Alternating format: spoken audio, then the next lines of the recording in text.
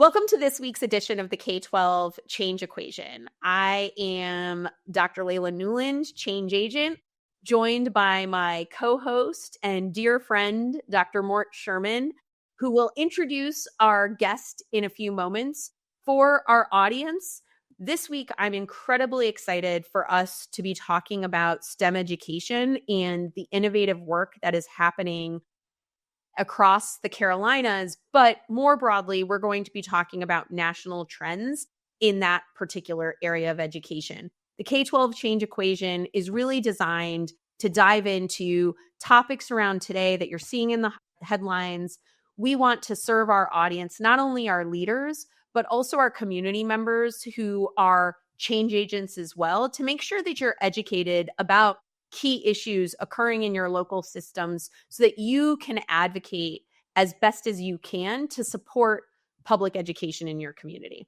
With that, Mort, can I pass it over to you? You sure can. Patrick, it's really good to see you again. You and I have bumped into each other over the years when I was at ASA, and you served in a national governing board, and you've had a number of leadership positions, and I'll get to talking with you about a formal introduction in a second. But I have a theory I just want to start with on a light note.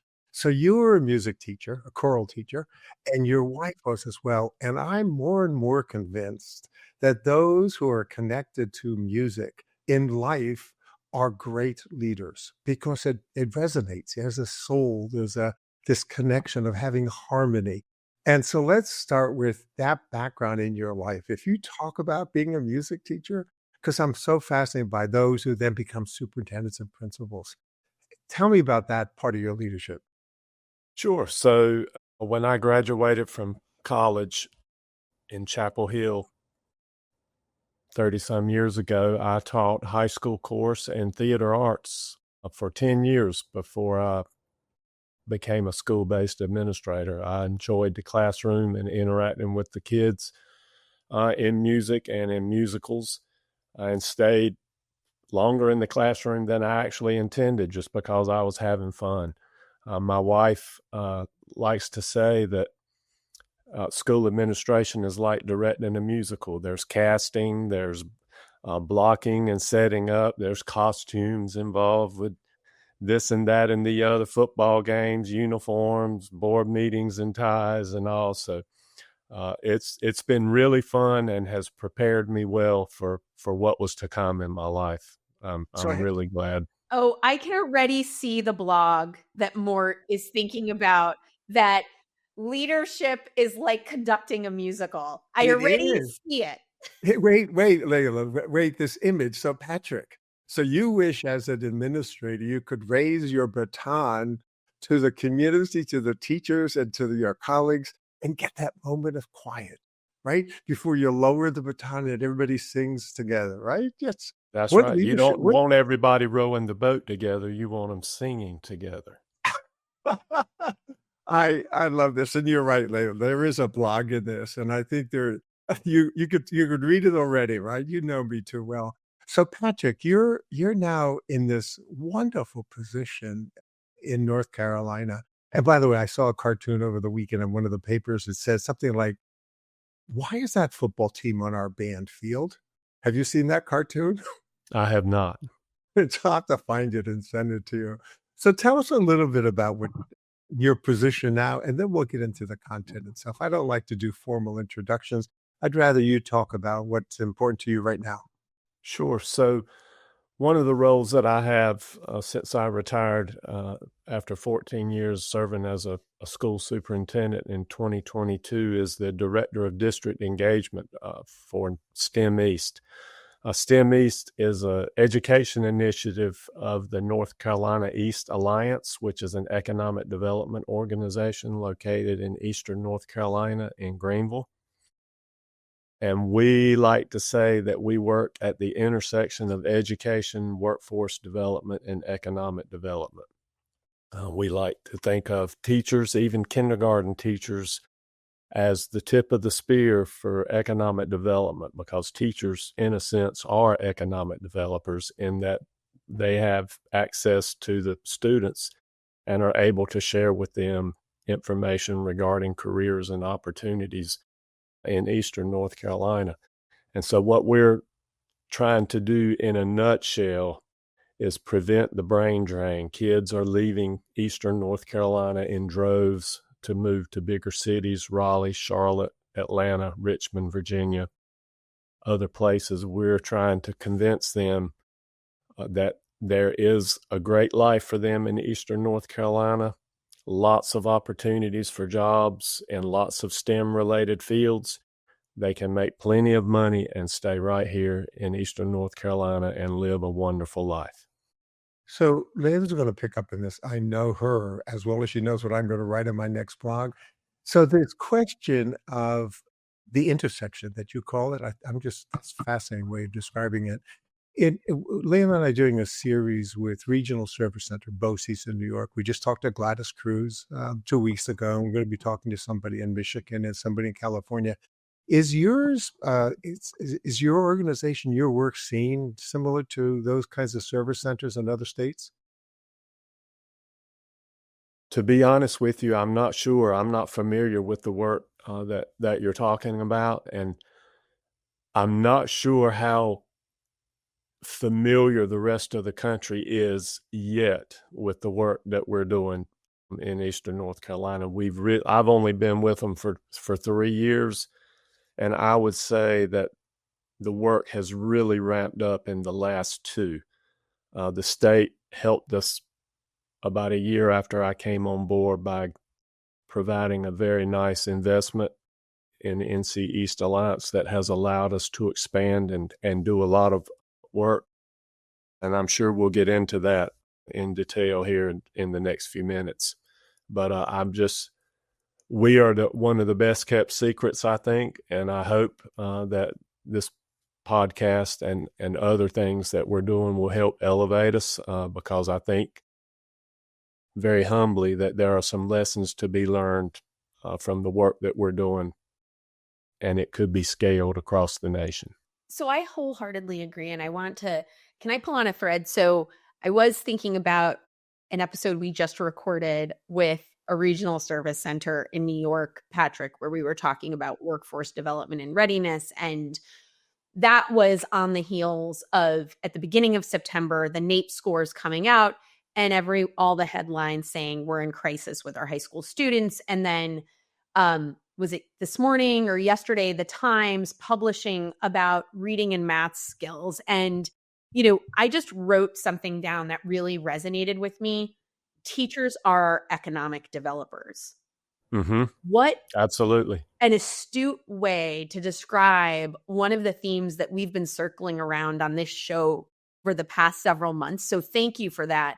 I want to dig into that. So the article in the Times kicks off, the U.S. military is seeing lower scores on its armed forces qualification test. At Texas State Technical College, a 2-year college based in Waco, students increasingly have to take a basic math class alongside their college-level courses to get ready for careers in welding, heating, air conditioning, and manufacturing. And so when I think about our teachers as our economic developers and the chatter around NAEP and the debate that we have about whether or not our assessments are getting us what we need, I'm curious how you all are pulling this together and working with teachers, and your thoughts on what do we need to do differently so that our students are getting to military, to getting to the 2-year college, to getting to the 4-year college with the basic skills that they need to succeed there. Because I think that this article highlights it in a different way that's more compelling to me than, yelling about the NAEP scores. right.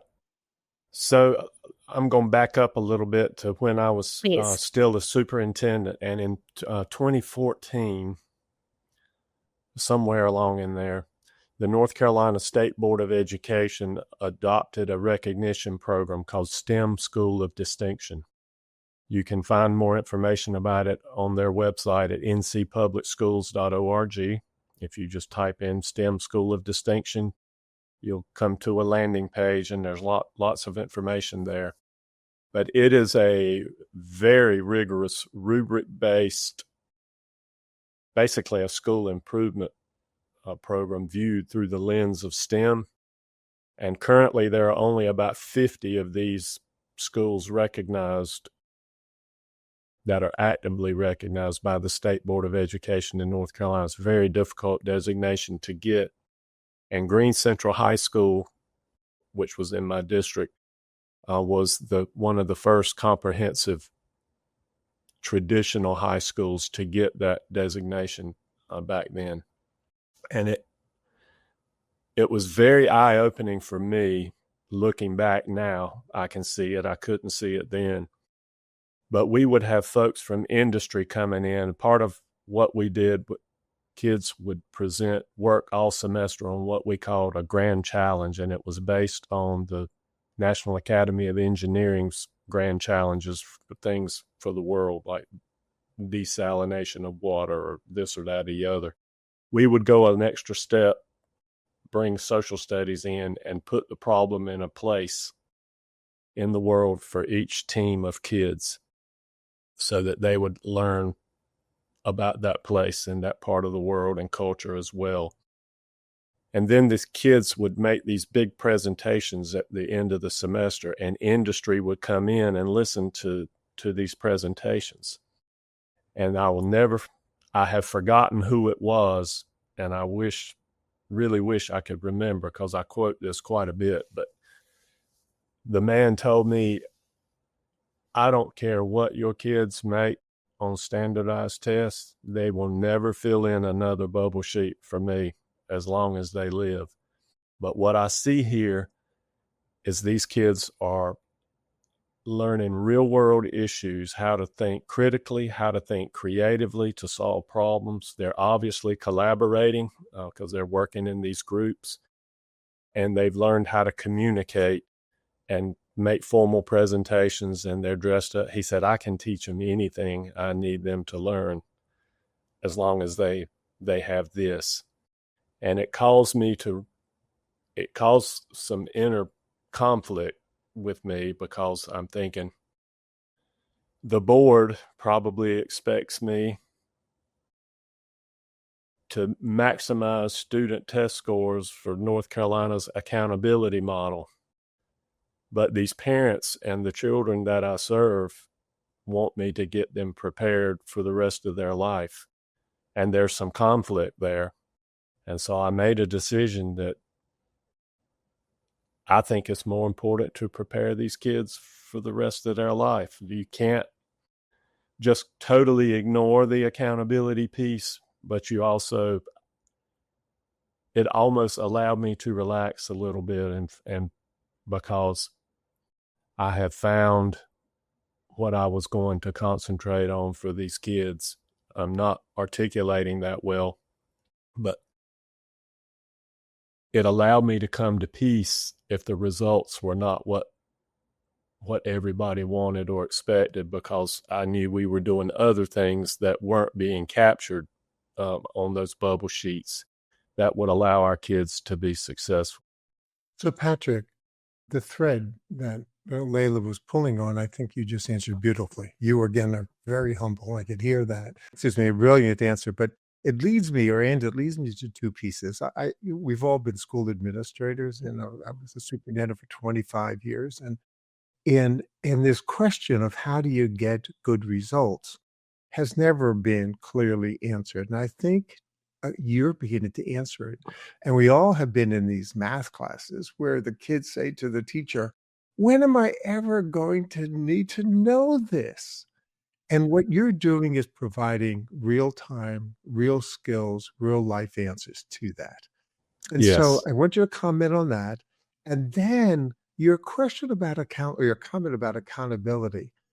From what I've seen, this sort of approach actually raises the scores, doesn't diminish them. If you teach it a test, you're really narrowing down to that test. But if you teach the way you've just described it, you're hitting the test plus the life skills. Right. And so you just nailed it with talking about teachers learning to teach their kids math in a way that it's applied and not theoretical. Yeah. Struggled in math as a student when I was in high school, because particularly in the maths that were more theoretical. But when I could see, like in trigonometry, this flagpole is 20 foot tall and it casts a shadow over here, it wasn't A plus G. So it was a real thing that I could think about, and I could understand that. And that's what we have to do for kids. And that's what we're talking about doing in STEM East, is educating our teachers about what goes on in these big buildings off the side of the road on your way to work. And there are jobs for real people inside those buildings. And we're going to pull the curtain back, if you will, and take you through here and show you all these things based on these industry clusters that we've identified in Eastern North Carolina. And then we're going to support you and help you learn how to make what you've learned applicable and apply it to your kids, so they can see, why am I learning algebra? Oh, yeah, okay. I will use the Pythagorean theorem on a construction site. I see. Okay, I understand. And I think when you can make those connections, the learning is more meaningful, and the kids see there's a purpose to what I'm learning versus just learning in theory or for the sake of learning. So I'm curious, it's interesting. I can't let go of this teachers as economic developers. I really love this view. And it has me thinking about our leaders, our principals, and school district leaders, and who they are in this and what needs to change for them. So I know we're talking about, at the classroom level, what learning needs to look like. What are the implications for our district and school leaders right now? Where are your wins, and what do you see as barriers, as folks who are listening to this and thinking about, how can this work in my system or in my state?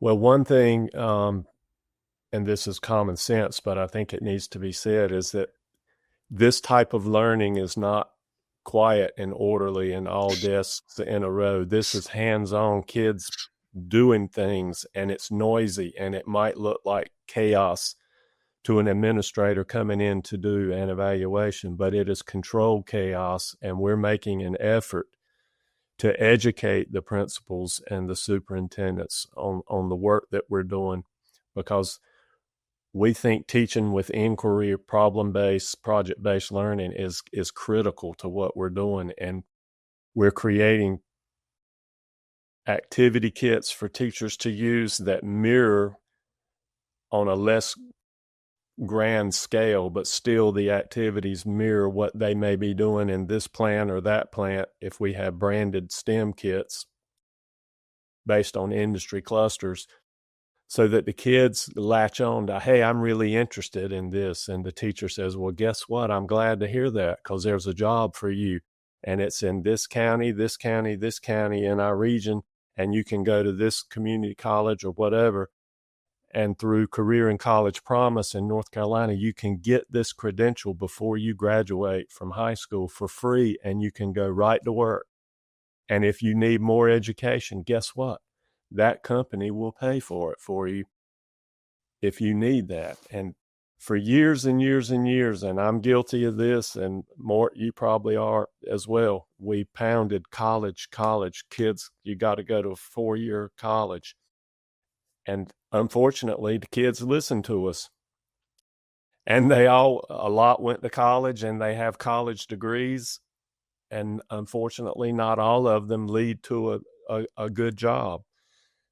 And the kids have accrued thousands of dollars of debt, millions, billions, I guess, across the country. And it's a really big problem, and it's unnecessary. And and there's a stigma that is being created now, I'm afraid, in some instances, where parents feel, well, my kid didn't go to University of North Carolina at Chapel Hill, it's a failure. They just went to a community. No, it is a fantastic way to gain skills and enter the workforce. And it's just things are different now with micro credentials and stackable credentials. You not always need it. We have some research from Georgetown University that we quote: 70% of the jobs in our region, probably in the whole country, only require an industry valued credential or an associate's degree. 20% require a bachelor's degree, and just 1 in 10 require an advanced degree. So not everybody needs to go to a 4-year school, and you can have a fantastic life and make a wonderful living and contribute. And we're trying to preach this and build up Eastern North Carolina, which is, if you're familiar at all with Eastern North Carolina, is lots of generational poverty, lots of issues, but we're trying to turn that around. So, Patrick, I want to come back to the college and community college, and we probably have both done this as superintendents somewhere in our careers. Harvard begins in kindergarten, and I go, oh my God, why did I allow that to be said? Right? You're right. Yeah. No, I get it. And so mea culpa. But I want to go to the industry clusters you talked about, what they are, how you selected them, and then a personal story about that related to the cluster. My father was an auto mechanic, dropped out of high school in 10th grade, and was certainly proud. All his sons, did very well, and we have doctors and so on. But if I put him in front of a car today, I wonder if he could fix it. Because he could talk to me about plugs, points, and condensers and the carburetor, and the kids today would say, "What are plugs, points, and condensers?" So, so this question of the clusters, that's how did you select those, and how flexible are they? And then the question of, it's almost like not a criticism, but it could be, doesn't it narrow them into like the next couple of years and not a long-term survival, or business or economic survival, because it's a narrow window that they're learning in? I think you could make an argument about that it could do just that, but I'm going to try to counter that argument. Yeah, please. With my answer here. So in the summer of 2023, so I've talked to you, before I get too far into that, I talked to you about one initiative of STEM East, and that's the STEM School of Distinction program. And we provide technical assistance and help for schools that want to get that designation. And now, of the 50 STEM schools of distinction, 50 or so in North Carolina, 14 of them are in our region. So we have a 28% market share. We're trying to get that up.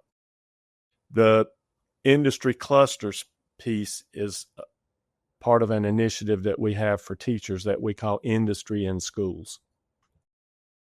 And in 2003, we looked across the region, and there were 3 industry clusters that stuck out for us. Of course, in Eastern North Carolina, huge agriculture areas. So smart agriculture is one thing that we latched on to.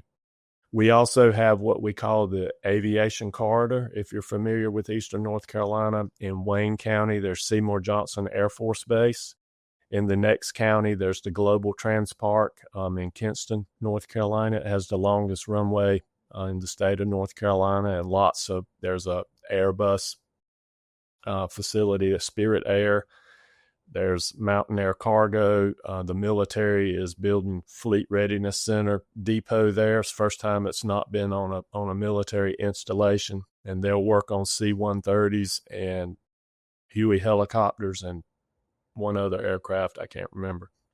So, and then if you keep on going down Highway 70 to Newbern, the big Fleet Readiness Center at Cherry Point Marine Air Station there in Havelock, and then you jump over a county to Elizabeth City, and you have the Aviation Logistics Center, which is the Coast Guard's version of Fleet Readiness Center, and every Coast Guard aircraft in the country goes through that depot once every 4 or 5 years. So aviation is a big one. Just between Aviation Logistics Center and Fleet Readiness Center, there's 6,000 jobs. Then our 29 county region mirrors East Carolina University service area and in turn ECU Health, which used to be called Vidant Health. There's a shortage of nurses just like there's a shortage of teachers, so healthcare jumped up for us. And there's lots of satellite hospitals in our region that need help as well.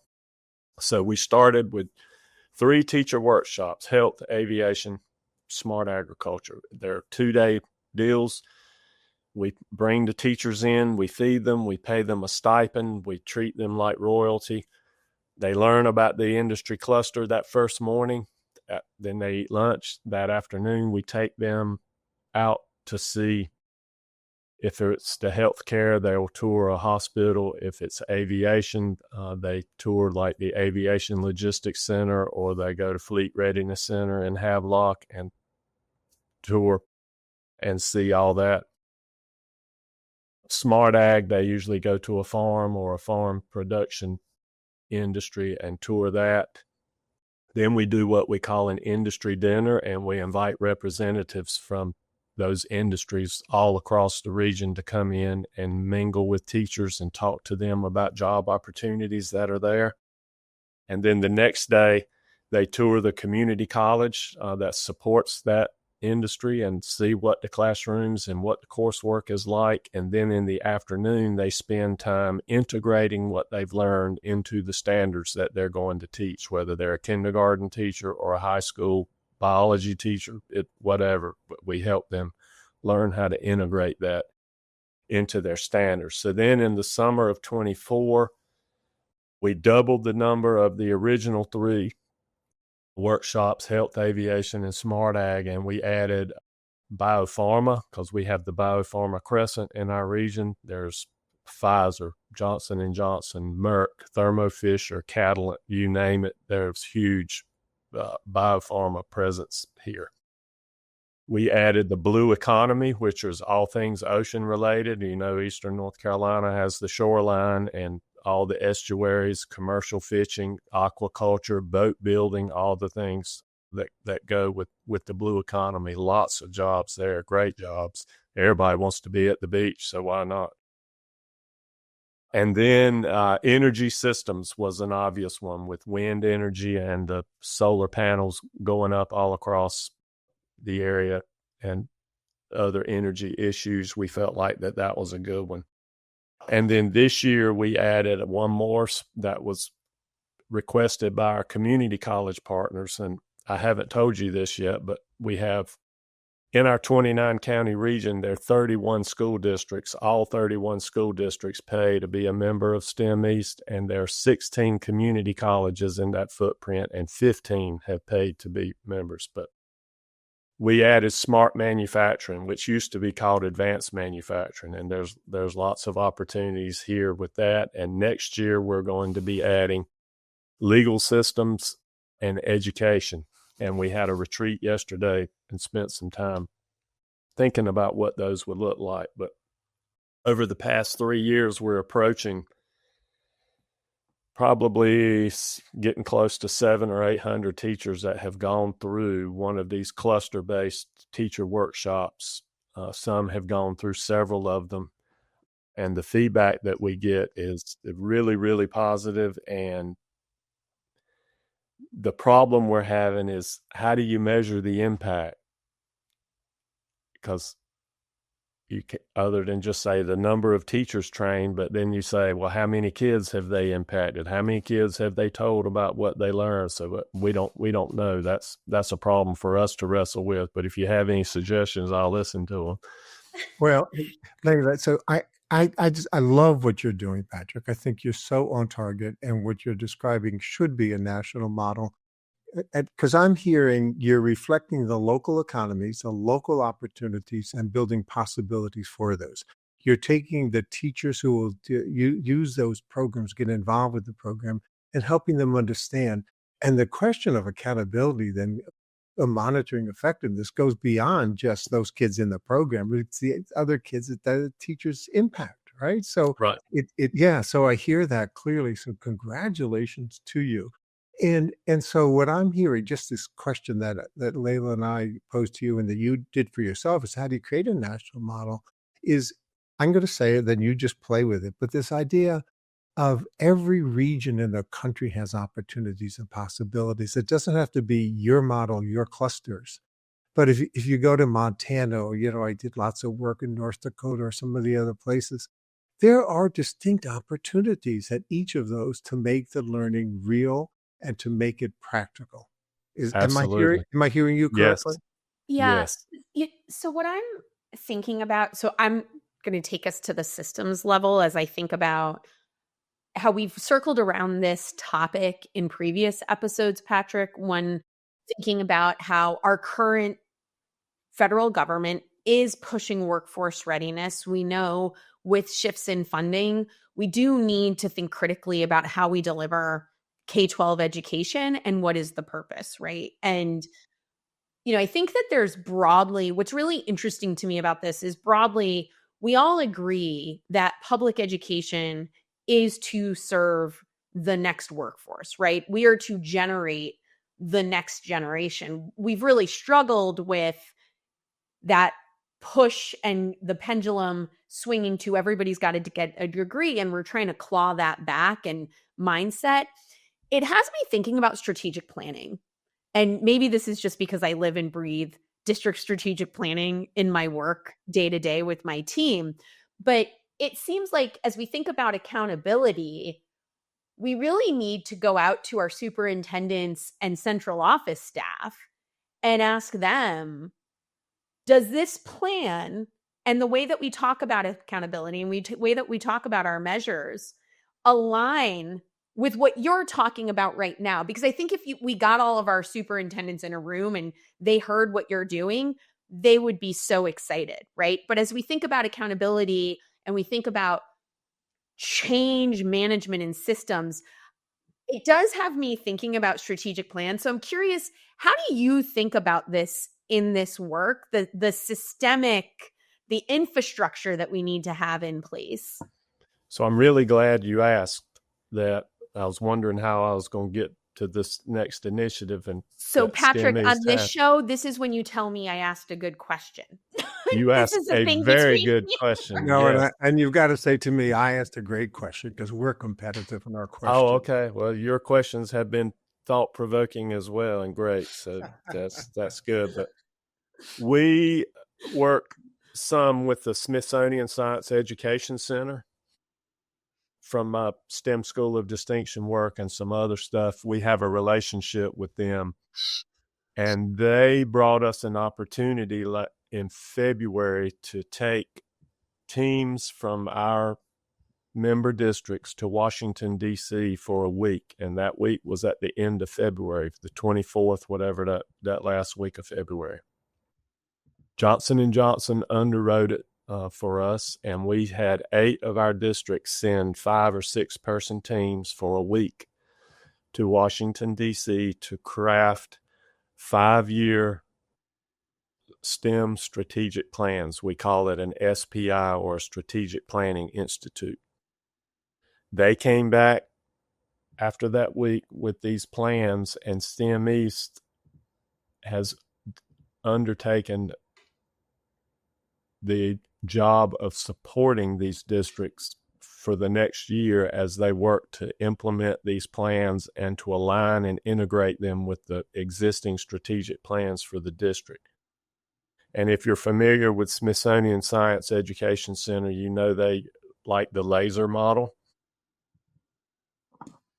And so we have quarterly face-to-face meetings, really, but they're about quarterly, but we have done some more based on need, but they're based on the pillars of this laser model, like professional development, evaluation, material support, community involvement. So tomorrow, the SPI network, ironically, we're having a professional development for about 40 teachers on science and engineering practices in action that the North Carolina Center for the Advancement of Teaching is leading for us. But the leadership team is meeting tomorrow to talk about the professional development piece of that laser model. Then when we gather again in December, we'll be looking at the community involvement piece.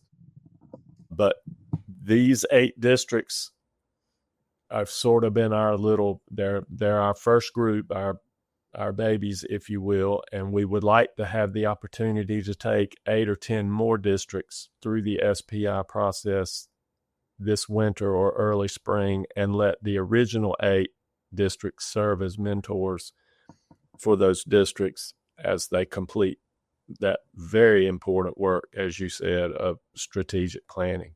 So they have a roadmap of what the work will look like for the next 5 years. I love that. To share, several episodes ago, we were interviewing Sean Bolson, the superintendent in Harford County, Maryland, where they've Can I stop you right there? Oh, you This know is Sean. Crazy. Sean is he was superintendent next door to me in Wilson. They're a member of STEM East. We would make weather calls together, and I know Sean very well. So tell him I said hi. I will do so.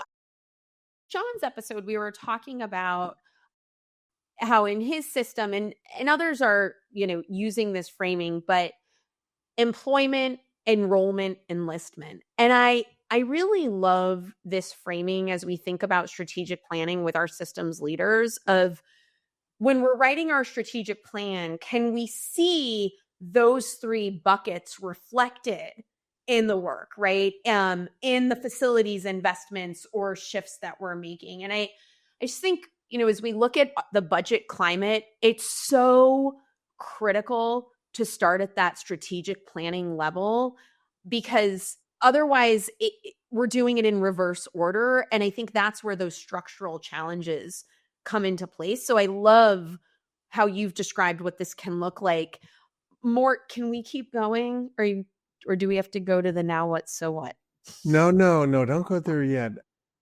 Patrick, I want to come back to this accountability question and this agency question. I think what you've done in terms of the planning with the teachers is giving voice and agency to them rather than the superintendent or the head of the organization saying, hey, the board and the community and I came up with this plan. Isn't it great? It's not what you did. So I like very much that approach. This question about accountability and monitoring success. There was a book several years ago, you probably know it, Good to Great. Yes. And there's a monograph that's connected to it, which I would encourage everybody to read. It's assessing the success of nonprofits. And there's a story he writes about the Cleveland Orchestra. I think it was a Cleveland or the Cincinnati, but I'm pretty sure it was a Cleveland Orchestra, trying to figure out how do they measure success. And they really struggled with it. And it came up with an answer. It's not the tickets they sell. It's not necessarily based upon the financial situation, although that's important. And they went through their list and they said, it really comes down to how many standing ovations we received. And so when you ask that question of accountability, I'm reminded of that story because so often you and I as superintendents and Leila, who's a research and measurement expert, we've given away our voice. And what you said before, we should weave back that part of this tape where you spoke about the life skills, the lifelong learning that goes on as the essential in the core. And how do we measure that? So it's fine to get a score, but how many standing ovations have the students and the teachers and the community given you because you're doing the great work? So before we get to the now what, so what, before we went on the air, or maybe even at the beginning, you mentioned, Patrick, the concept of some obstacles you're facing. Or maybe Leila mentioned, but I'm really curious, your advice as you look to make this a national model, what obstacles have you faced? And then you use the phrase lessons learned. Can you combine those two? Sure. One of the biggest obstacles and one that we're facing now is all nonprofits wrestle with it, but how to ensure sustainability through funds. And We write grants. We're trying to make the work we're doing known by advertising, but that's limited. So I appreciate what you all are doing here to elevate the work at STEM East. The state has given us a very generous investment, but they're fighting. The General Assembly, the Senate, and the House are fighting with each other, and they've not passed a budget. We had another investment in the budget, but we don't have a budget, and I don't think we'll get one. And the money that they currently gave us runs out in December of 2026. So we have little more than a year to find our next big investment to help us keep going. We are writing grants and trying to get in front of the foundations and philanthropists, and everybody likes the story. When they hear it, we just need somebody to bite and help us out. The other issues that we run into, time you're dealing with a region this large, 29 counties, 31 school districts, probably approaching 200,000 K-12 students in this region. We sometimes struggle getting our message to the smallest places in that. You and I both know I send stuff to the superintendents. I know them all. They're my friends. I send it to them. We were not the best at sharing information. We see an email. Okay, keep on going.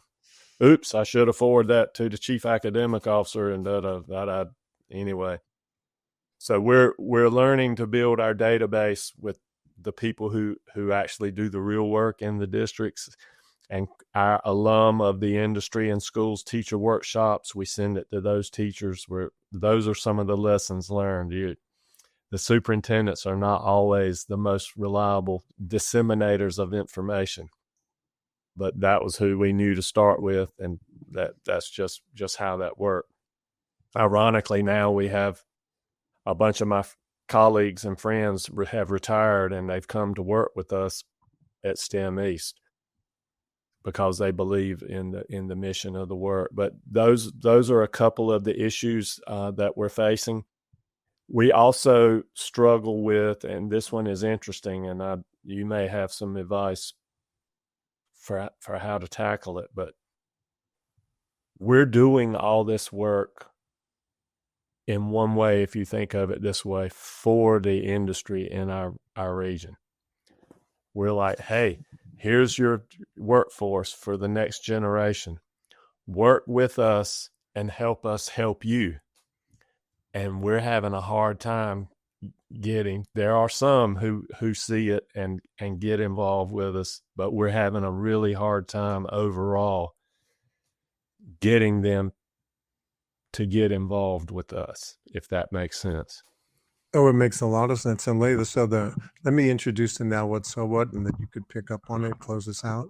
So this question of the now what, so what is, how do we work with you? How do we share ideas? How do you involve colleagues to understand that the landscape is changing? Even when we talk about agriculture, and I mentioned to you Peter Fitch from Yakima, Washington, I think I've shared with Leila some pictures of apple orchards, which are highly structured so the robots can go down and pick the apples. And so the world is changing so quickly. So the now what, so what? I feel you're on the cusp of the national conversation with terrific answers. And so then now what do we do to support you and to get colleagues part of the conversation, that agency we talked about with teachers before? And that's not easy. You and I and Leila know this. It's part of why we call this the change equation. It's like there is no algorithm or formula, but there is conversation. And so you at least have my commitment, Leila's commitment, that this conversation is essential. And thank you for that today, Patrick. It's encouraging and inspiring. Thank you. Patrick, I would love to think about how we could host a workforce readiness summit and pull some of our more innovative district leaders from other states. I mean, Sean's a great example of that. Aaron Spence on episode 1 of the show. I think that we have some leaders that we should link up with and think about what kind of event we could host to get the word out and to support district leaders as they're thinking about, like I said, I would start with our strategic plans. I think we need to start with some visioning of what does the system need to be set up like, and what are our goals in service of getting our kids ready for career, college, military. So I can't thank you enough for this conversation this morning. It's been refreshing. The work that y'all are doing at STEM East is work that we need to be doing everywhere right now. And so I'm so thrilled we had the opportunity to start getting the word out. This is just the beginning.